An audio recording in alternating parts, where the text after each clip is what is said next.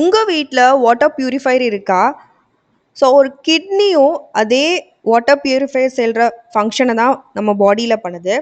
So அதை விட பவர்ஃபுல்லாக ஆனால் இந்த ஃபில்டர் வேலை செய்யுது.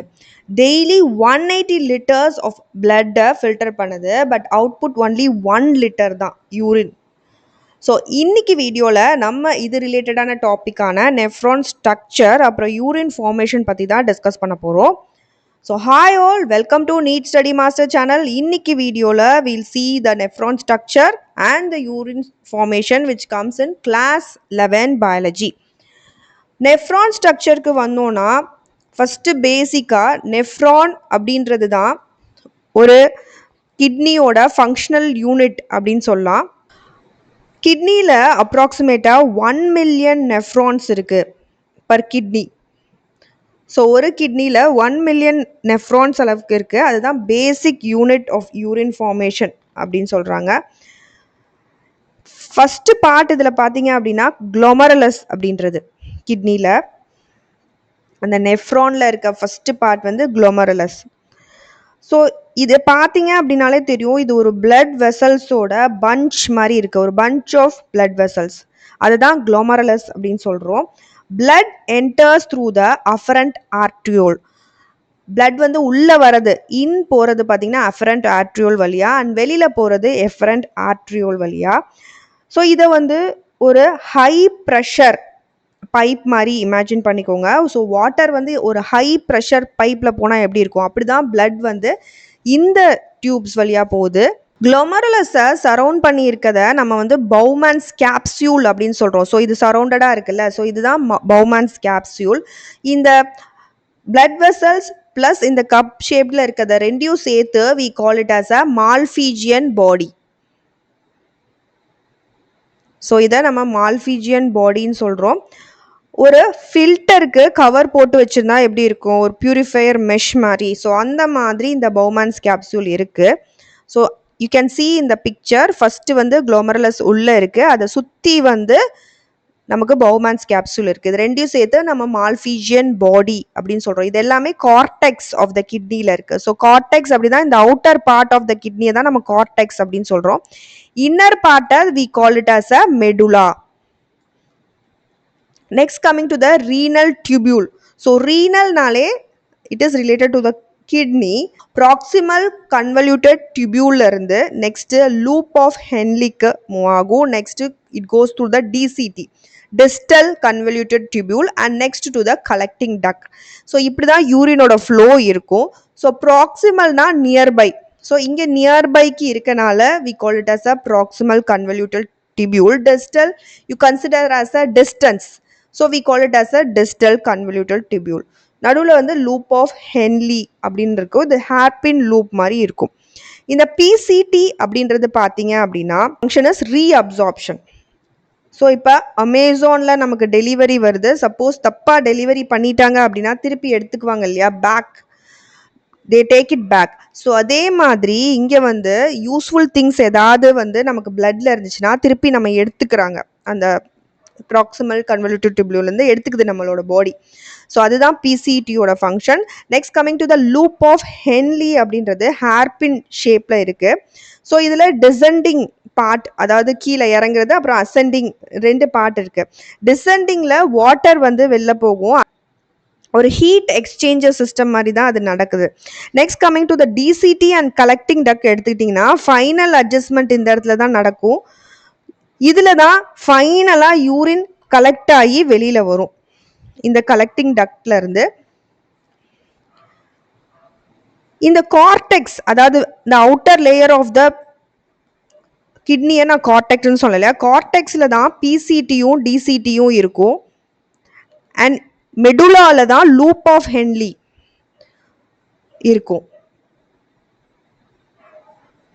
ஸோ இந்த பிக்சர் பார்த்தீங்கன்னா கார்டெக்ஸ், அதாவது அந்த அவுட்டர் லேயரில் we have this part, and உள்ள இங்கே பார்த்தீங்கன்னா லூப் ஆஃப் ஹென்லி வந்துடும் மெடுலாக்குள்ள.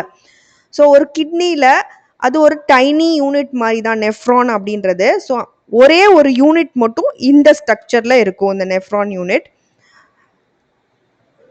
பிளட் சப்ளை பொறுத்த வரைக்கும் பார்த்தீங்க அப்படின்னா from the efferent arteriole இருந்து it goes to the vestibular capillaries.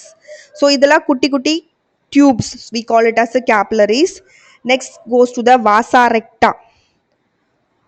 So in the concept too is important. I'll say you in the last part of the video. Next coming to the types of nephrons பொறுத்த வரைக்கும் cortical nephron இருக்கு, juxtamedullary nephron இருக்குது. இது வந்து short, அந்த loop இருக்கு இல்லையா, அது வந்து ஷார்ட்டா இருக்கும், இதுல வந்து லாங் லூப்பா இருக்கும். ஸோ இதில் கார்டெக்ஸில் பிசிடி டிசிடி இருக்கும் அண்ட் மெடுலா போகும்போது it will go to the loop of Henle, அந்த பார்ட் போயிடும் நெஃப்ரான். ஸோ ஒரு நெஃப்ரானோட யூனிட் வந்து இப்படி தான் இருக்கும். Coming to the urine formation. So எப்படி யூரின் ஃபார்ம் ஆகுது? ஃபஸ்ட்டு வந்து குளோமரலார் ஃபில்ட்ரேஷன் அப்படின்ற ப்ராசஸ் நடக்குது. இது குளோமரலஸில் நடக்குது. பிளட் ப்ரெஷர்னால இது நடக்குது. It is blood pressure driven அப்படின்னு சொல்கிறாங்க. பிளட் ப்ரெஷர் யூஸ் பண்ணி தான் இந்த இடத்துல ஃபில்ட்ரேஷன் நடக்குது. 3 லேயர்ஸாக அந்த ஃபில்ட்ரேஷன் லேயர்ஸ் இருக்குது. ஒன்று வந்து எண்டோத்தீலியம், ரெண்டாவது பேஸ்மெண்ட் மெம்ப்ரேன் அண்ட் மூணாவது போடோசைட்ஸ். இதில் புரோட்டீன் மட்டும் ஃபில்டர் ஆகாது, இதுதான் அல்ட்ரா ஃபில்ட்ரேஷன் அப்படின்னு சொல்கிறாங்க. Protein does not get filtered here. 125 ml per minute or 180 liters per day வந்து filter ஆகுதும் in ultra filtration. So plasma is filtered.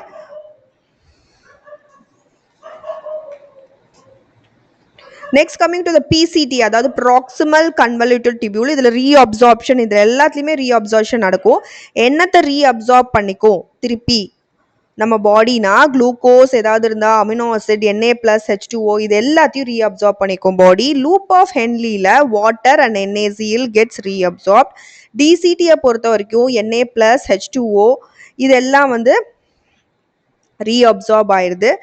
And pH regulation here occurs here. Collecting டியூபியூல water வந்து reabsorb ஆகுது and concentrated யூரினா நமக்கு கிடைக்குது. So வாட்டரை எடுத்துட்டோம் அப்படின்னா இன்னும் யூரின் கான்சன்ட்ரேட்டடாக இருக்கும் இல்லையா, ஸோ அதனால கான்சன்ட்ரேட்டட் ஆகுது. ஸோ ஒரு ஷாப்பிங் நீங்கள் போனீங்க அப்படின்னா நீங்கள் நிறைய ஐட்டம்ஸ் எடுப்பீங்க, பட் கடைசியாக பில்லிங் செக்ஷன் போகும்போது சில திங்ஸை எடுத்து வச்சிருவீங்க இல்லையா. ஸோ அதே மாதிரி எல்லா பிளட்ல எல்லாமே தான் வருது, பட் யூரினா கடைசியில் வெளில போகும்போது சில நெசசரி வேணுங்கிற ஐட்டம்ஸை திருப்பி நம்ம பாடி எடுத்துக்குது. நெக்ஸ்ட் கமிங் டு டியூபுலர் செக்ரேஷனில் ஆட் டு ஃபில்ட்ரேட் என்னென்ன H+, K+, இதில் NH3 இது எல்லாத்தையும் வந்து டியூபுலர் செக்ரீஷனில் அந்த வேஸ்ட் ப்ராடக்ட்ஸ் கூடயே அமுச்சு வச்சிருது. ஸோ எக்ஸ்ட்ரா வேஸ்ட் இதில் it gets added here. H and ionic balance here. Coming to the நீட்டோட இம்பார்ட்டன்ட் கான்செப்ட். ஸோ எதில் கொஷின் கேட்பாங்க அப்படின்னா இதுதான், அதாவது கவுண்டர் கரண்ட் மெக்கானிசம். ஸோ இந்த கவுண்டர் கரண்ட் மெக்கானிசம் ஏன் இம்பார்ட்டன்ட் சொல்கிறோன்னா, இந்த லூப் ஆஃப் ஹென்லிலையும் வாசா ரெக்டாலையும் தான் இது நடக்குது. ஸோ இதில் வந்து ஆப்போசிட் டைரக்ஷனில் ஃப்ளோஸ் இருக்கும், இப்படி ஒரு டைரக்ஷனில் இப்படி ஒரு டைரக்ஷனில். So it creates a concentration gradient. So concentration கிரேடியன்ட்னா, ஸோ ஒரு இடத்துல கான்சன்ட்ரேஷன் ஹையாகவும் இன்னொரு இடத்துல கான்சன்ட்ரேஷன் லோவாகவும் கிரியேட் ஆகுது, எல்லாமே சமமாக இருக்கிறது இல்லை. ஸோ அதனால it creates a gradient. So அதை வந்து ஆஸ்மலாரிட்டியில் சொல்லணும்னா கார்டெக்ஸில் 300 அண்ட் மெடுலாவில் 1200 அளவுக்கு அந்த டிஃப்ரென்ஸ் இருக்குது. ஸோ இமேஜின் ஒரு சால்ட் வாட்டர் டேங்க் மாதிரி தான். டாப்பில் வந்து லைட்டாக சால்ட் கான்சன்ட்ரேஷன் இருக்குது, பாட்டமில் ரொம்ப ஹெவியாக சால்ட் கான்சன்ட்ரேஷன் இருக்க மாதிரி.